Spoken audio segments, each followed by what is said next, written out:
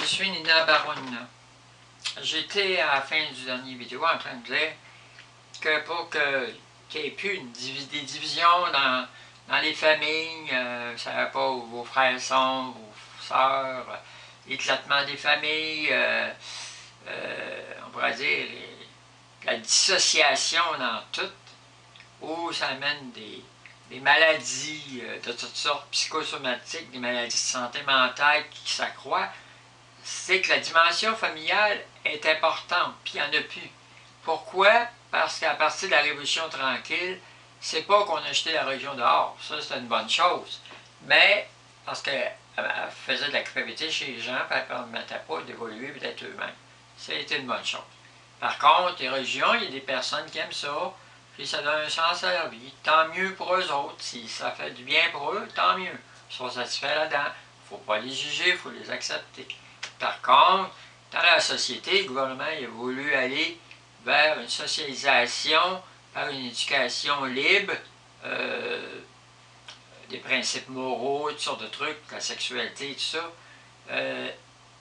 Ça a fait que, en plus, avec les garderies publiques, où ça coûte très cher, puis que les parents perdent le contrôle parce qu'il peut y avoir dans une garderie des abus sexuels, il peut y avoir des agressions physiques, il peut y avoir une mauvaise éducation, les gens qui sont là des fois, ils ne devraient pas, qui enseignent là ou qui prennent soin des enfants, ils devraient être ailleurs au lieu d'être là.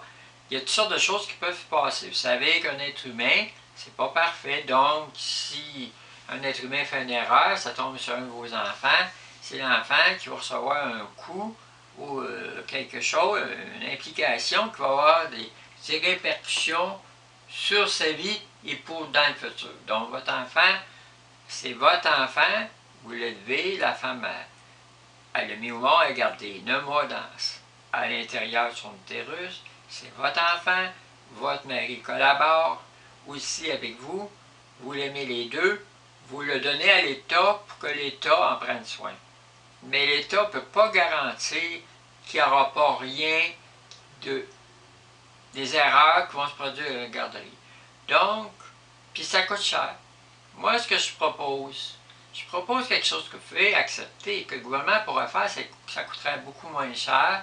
Lui, il fera moins d'argent, mais vous autres pourriez, ça pourrait être rentable. C'est que les entreprises dans lesquelles vous êtes pourraient avoir leur propre garderie dans un édifice à proximité, juste à côté de l'entreprise où vous travaillez, ou, par exemple, après qu'une mère a accouché, puis aussi qu'un père a cité, pendant 2 ans, ça veut dire la période de lactation, de donner le sein à l'enfant, puis si la mère le désire, pourrait avoir comme un genre de congé de mère et de père égal, parce que c'est l'égalité des sexes au niveau gouvernemental, avoir au moins 2 heures par jour payées son travail par son employeur, ou l'employeur paierait l'entretien de la garderie à proximité dans un local qui appartient à l'entreprise,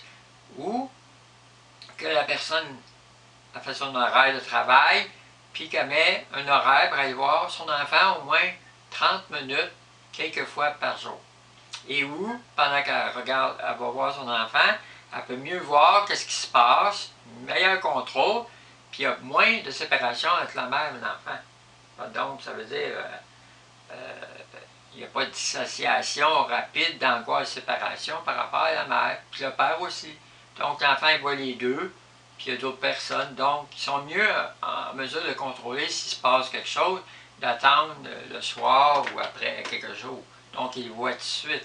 Il y a un meilleur contact, puis aussi, ça pourrait être par exemple, une assurance, une petite assurance à prendre, beaucoup moins coûteuse que des frais de garderie publique, ou à l'employeur, l'employé paierait une petite assurance à l'employeur, qui serait déductible d'impôt aussi, puis l'employeur pourrait avoir une déduction d'impôt pour entretenir cette garderie-là, puis ça coûterait moins cher pour avoir vos enfants, un meilleur contact avec vos enfants, à proximité, Pas besoin d'aller porter vos enfants en garderie, puis aller à l'employeur après.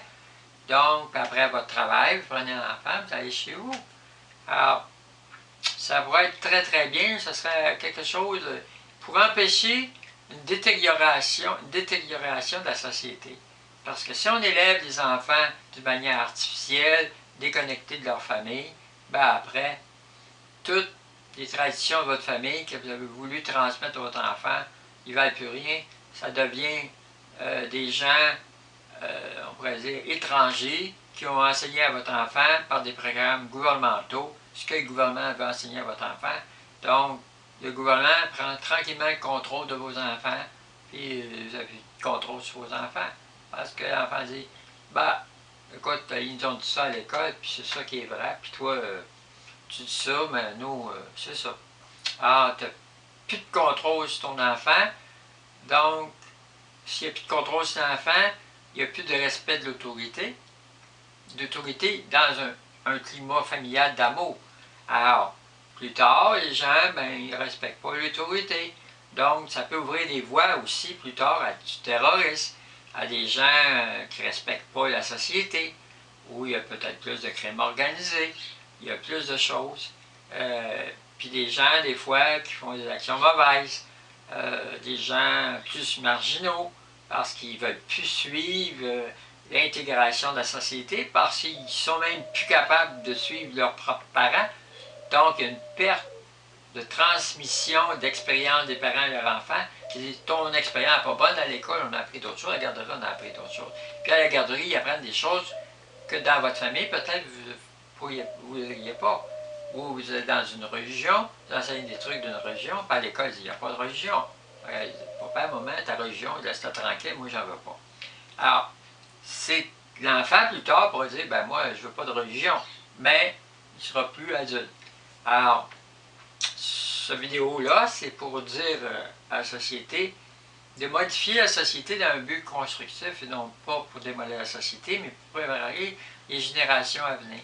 Alors moi, je n'ai pas de doctorat puis de trucs, j'ai jamais été à l'école, parce que Louise a été, mais moi j'ai pas été, parce que je viens d'ailleurs.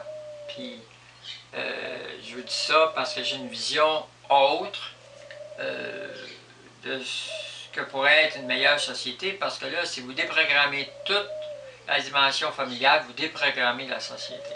Parce que la famille, c'est la base de la société. C'est la base.